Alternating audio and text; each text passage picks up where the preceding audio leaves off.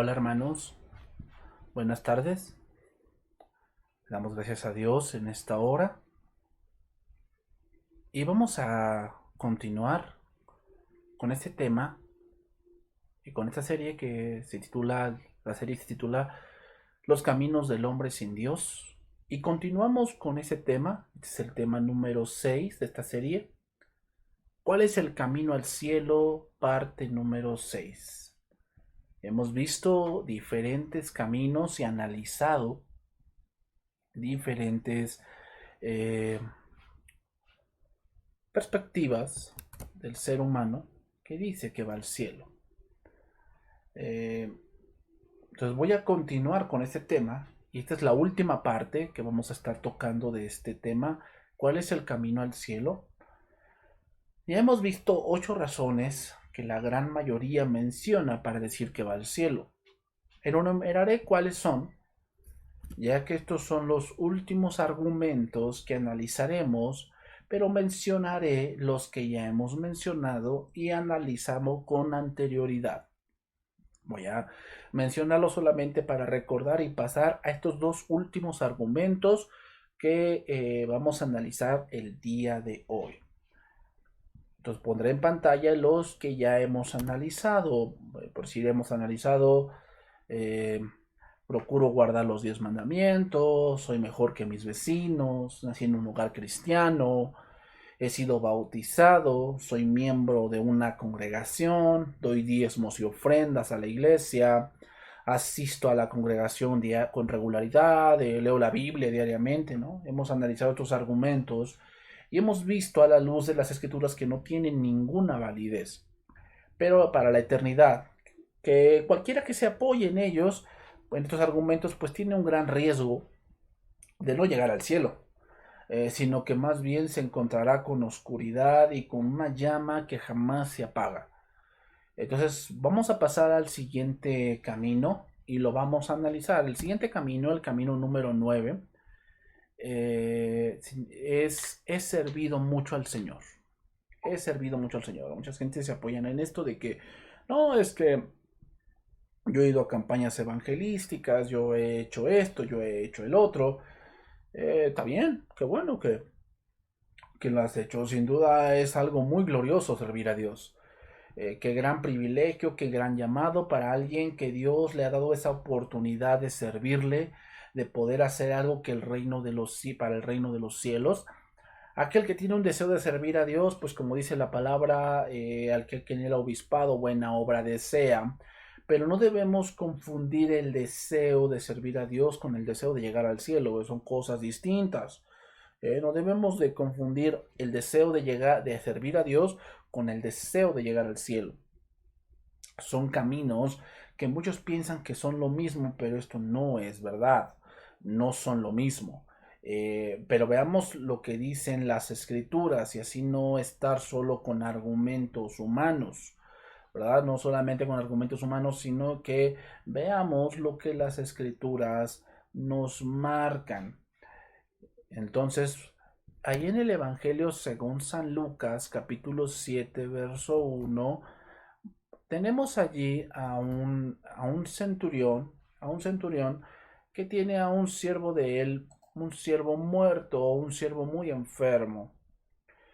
Vamos a leer allí, dice, después que hubo terminado todas sus palabras al pueblo que le oía, entró en Capernaum y el siervo de un centurión, a quien éste quería mucho, estaba enfermo y a punto de morir.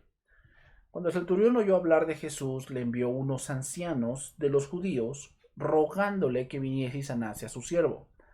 Ellos vinieron a Jesús y le rogaron con solicitud, diciéndole que es digno de que le concediese esto. Y vete lo que dice el versículo 5, dice, porque ama a nuestra nación y nos edificó una sinagoga.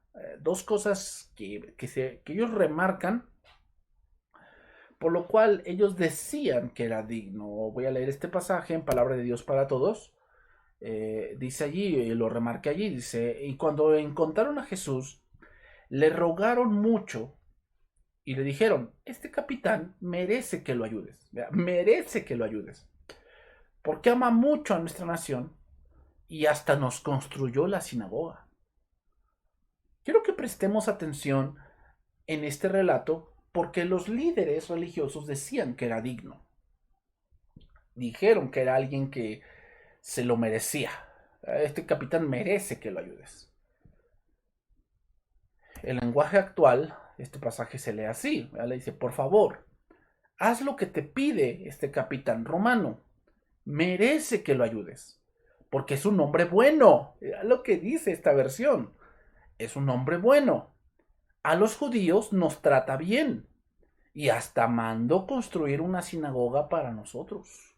No, hombre, este cuate ya se había ganado el cielo, según ellos. Y muchos tal vez tenemos este concepto de que Dios nos debe algo. Es digno de que se lo hagas porque, o sea, como que me debe algo. Porque nosotros hemos hecho algo y muchos piensan que porque adornaron una vez la congregación, porque donaron ciertas cosas, porque estuvieron tocando en cierta organización, en cierto lugar, entonces Dios me debe algo, ¿no? Porque yo un día estuve en el aula con los niños y les enseñaron y porque estuvieron tal vez en una junta de varones. Con todo eso en mente piensan que van al cielo. Piensan que lo merecen. Piensan que lo merecen porque ya serví mucho a Dios. Pero continuamos con la historia. Versículo número 6. Y Jesús fue con ellos, pero cuando ya no estaban lejos de la casa, el centurión envió a él unos amigos, diciéndole, Señor, no te molestes, pues no soy digno de que entres bajo mi techo. Por lo que ni aun me tuve por digno de venir a ti, pero di la palabra y mi siervo será sano. Porque también yo soy hombre puesto bajo autoridad y tengo soldados bajo mis órdenes, y digo a este ve y va, y al otro ven y viene, y a mi siervo hace esto y lo hace, y al oír esto Jesús se maravilló de él, y volviéndose dijo a la gente que le seguía, os digo que ni aun en Israel he hallado fe, tanta fe. Veamos lo que reconoce el maestro. Lo voy a poner el lenguaje actual, este pasaje. Y dice, versículo 8 que voy a leerlo allí, dice, yo estoy acostumbrado a dar órdenes y a obedecerlas. Cuando le digo a uno de mis soldados, ve, me obedece y va. Y si le digo a otro, ven, me obedece y viene. Y si le digo a uno de mis sirvientes, haz esto, lo hace. Al escuchar las palabras del capitán, Jesús se quedó admirado a quienes lo seguían. Les dijo, en todo Israel no he encontrado a nadie que confíe tanto en mí como este capitán romano. ¿Qué reconoce el maestro de esta persona? No reconoce todo lo que ha hecho. No menciona nada de eso, solo mencionan los religiosos. Y obviamente un religioso muchas veces dirán, hasta lo hemos visto en películas que dicen, no, es que fulanita se ha ganado el cielo porque es bien, da muchas limosnas, siempre ayuda, siempre da de comer. Y no estoy diciendo que eso sea malo, no, obviamente que no. Es muy bueno que una persona tenga ese tipo de conducta, pero no por eso se va a ganar el cielo. No, es que ella es bien buena porque ella donó tantas cosas, donó un terreno, donó y sirve mucho a Dios, es la primera, nunca falta y bueno, sí, qué bueno. Pero Jesús no se maravilló de la sinagoga que había construido o de que los tratara bien a sus compatriotas, de eso no se maravilló Jesús. Se maravilló de la fe que tenía este hombre. Ahora, un punto que vamos a decir aquí. A la justicia humana, en el punto de vista de justicia, el capitán romano era mayor ya que él era el conquistador. Él era un romano y en ese tiempo la nación judía estaba bajo el dominio de Roma. Por lo tanto, este capitán podía haber obligado a Jesús a hacer lo que él quisiese, pero él reconoce, fíjate lo que dice, él reconoce que no es digno a pesar de todo lo que él había hecho. Pero lo que vemos aquí es que reconoce que él no es eso, que él es menor, que a pesar de todo lo que él había hecho, solo Jesús podía, primeramente, sanar a su siervo y segundo, salvarle. El capitán romano sabe que no se ha ganado el cielo. Él lo sabía que no se había ganado el cielo, sino que sabe que esto es de la voluntad de Dios. Pero veamos lo que alaba el maestro, y eso es lo importante, que Jesús alaba que ni en todo Israel había encontrado tanta fe. El maestro alaba no la gran sinagoga que había construido o los muchos servicios que había hecho a los judíos. No, él alaba la fe que este hombre tenía. Tiene una fe de verdad donde él confiaba y reconocía que no era necesario que Jesús estuviese allí, sino que él dijese la palabra. Él reconocía la autoridad del maestro. Si hubiese tenido esa gran confianza que muchos sirven a Dios y que piensan que por eso Dios les hará el favor de aceptarlos en el cielo. Pero si daré otro verso, en lo que dice allí, Hebreos capítulo 11, verso 6, dice, pero sin fe es imposible agradar a Dios, porque es necesario que el que se acerca a Dios crea que le hay y que es galardonador de los que le buscan. Lo voy a leer en la versión Jerusalén. Ahora bien, sin fe es imposible agradarle, pues el que se acerca a Dios ha de creer que existe y que recompensa a los que le buscan. El centurión no hacía las sinagogas por ganarse el cielo. Según este verso, no. El centurión hacía esto porque él buscaba algo más. Él buscaba la salvación y él sabía que la salvación estaba en Jesús. Lo sabía. Por eso lo reconoce, porque sin fe es imposible agradar a Dios. Pero ¿qué hizo Jesús? Dios mismo se maravilló de la fe de este hombre. ¿Por qué? Porque creyó que existía. Es decir, él creyó que Jesús era Dios mismo y que tenía la autoridad para mandar lo que él no podía hacer. No importa todo el servicio que hubiera hecho, no importa la sinagoga que hubiese construido, que si tú construiste un hospital, que si tú construiste un hospital para huérfanos, que tú tienes una gran casa de huéspedes, no importa eso. Si tú no tienes a Cristo en tu vida, al final te vas a encontrar con condenación. Te vas a encontrar con, o sea, ese camino, el pensar que he servido mucho a Dios, pues no tiene ninguna validez. Este soldado sabía que no por el hecho de haber prestado algunos servicios no quería decir que fuese al cielo, sino que el maestro lo indica que es por la fe, es por la fe. Pero pasaré al siguiente camino, y es el camino número 10, y es, espero que Dios así lo disponga. Espero que Dios así lo disponga. ¿Qué quiere decir este camino? Bueno, que muchas son las personas que fundan sus esperanzas en ir al cielo en la idea de que Dios es amor. No, es que Dios es amor y al final Dios va a perdonar a todos y no castigará a nadie porque Dios es amor y al fin de cuentas tendrá misericordia y les dará el cielo. Ese pensamiento es un terrible error con funestas consecuencias. Pensar que amor no es ser justo, creo que es lo que está mirando, no es amor, sino injusticia. O sea, pensar que amor es ser injusto, creo que no van de la mano. Y vamos a ver algunos versos. En Juan capítulo 3, verso 17 dice esto: porque no envió Dios a su Hijo al mundo para condenar al mundo, sino para que el mundo sea salvo por él. El que en él cree no es condenado, pero el que no cree ya ha sido condenado, porque no ha creído en el nombre del unigénito Hijo de Dios. Y esta es la condenación, que la luz vino al mundo, y los hombres amaron más las tinieblas que la luz, porque sus obras eran malas. Veamos lo que está diciendo aquí, Cristo mismo lo está diciendo. Y es que al final todo se decidirá por algo. Y es que el amor ya fue mostrado. O sea, aquellos que piensan que Dios es amor y que al final Dios va a perdonar a todos, ellos piensan que Dios hasta ese momento no los ha amado, que los va a amar cuando estén frente a Él. No es cierto. Dios ya mostró su amor. ¿Cómo? Enviando a su Hijo Jesucristo a morir por nuestros pecados en la cruz del Calvario. Ese es el amor ya mostrado. No es que se mostrará, sino que ya fue mostrado.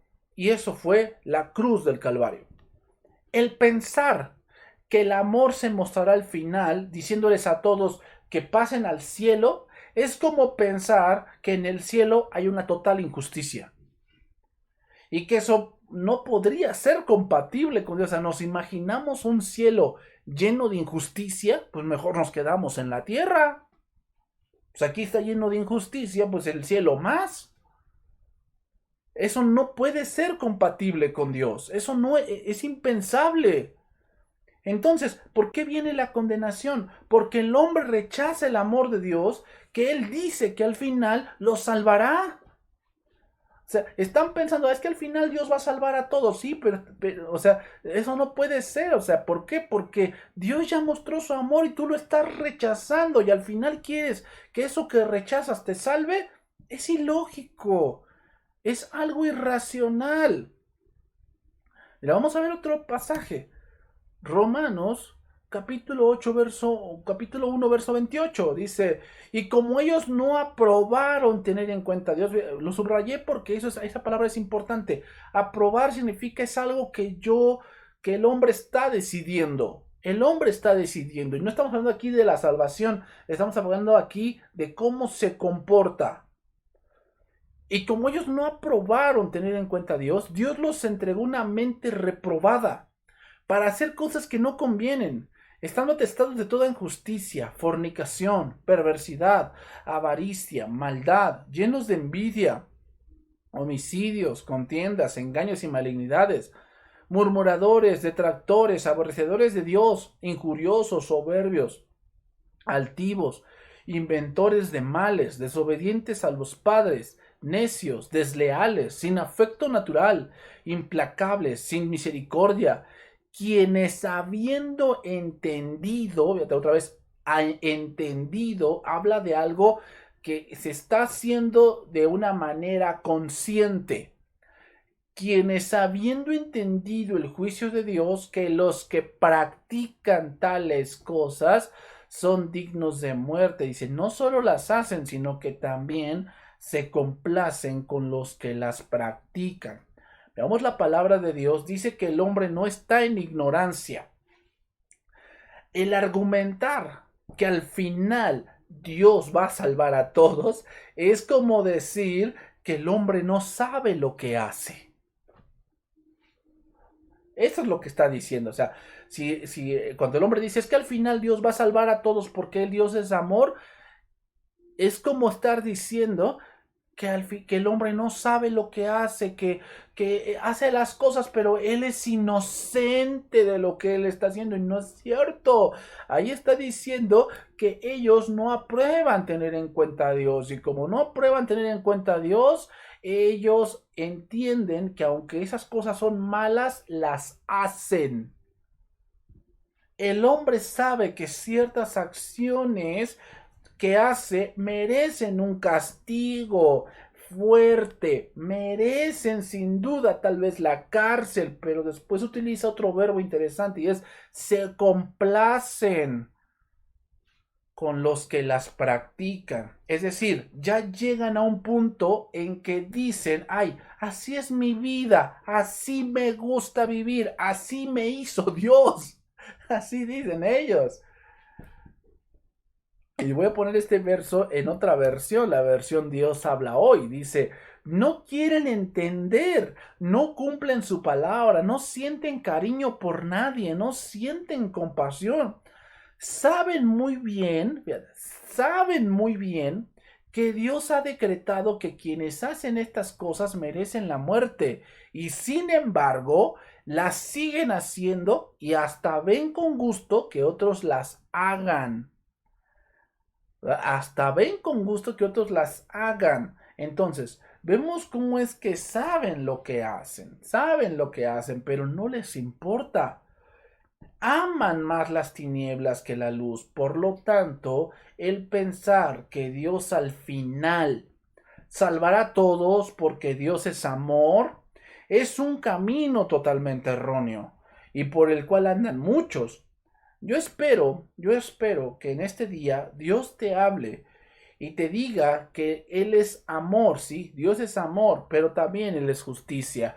Y jamás va a pasar por alto o nunca tomará por inocente al culpable. El pensar que Dios al final va a salvar a todos es poner en la mira a un Dios injusto. es poner en la mira a un Dios que no tiene el más sentido de la justicia y de la rectitud. No podemos pensar de esa manera, no podemos pensar que al final Dios va a perdonar a todos, no, Dios perdona a alguien, no importa el pecado que haya cometido, no importa, Dios lo perdona, pero no porque Dios sea amor, sino en base a Jesucristo, quien es nuestra expiación, nuestra propiciación y nuestra redención delante de Dios por la eternidad. Yo espero que esto que hemos hablado hoy te haya enseñado algo y te haga entender que si tú estás pensando que porque sirves a Dios o porque Dios es amor te vas a salvar, créeme, ese es un camino muy equivocado que al final te guiará hacia la condenación. Que Dios te bendiga y que si en este momento Dios te ha hablado, puedas atender su voz. Hasta luego y bendiciones.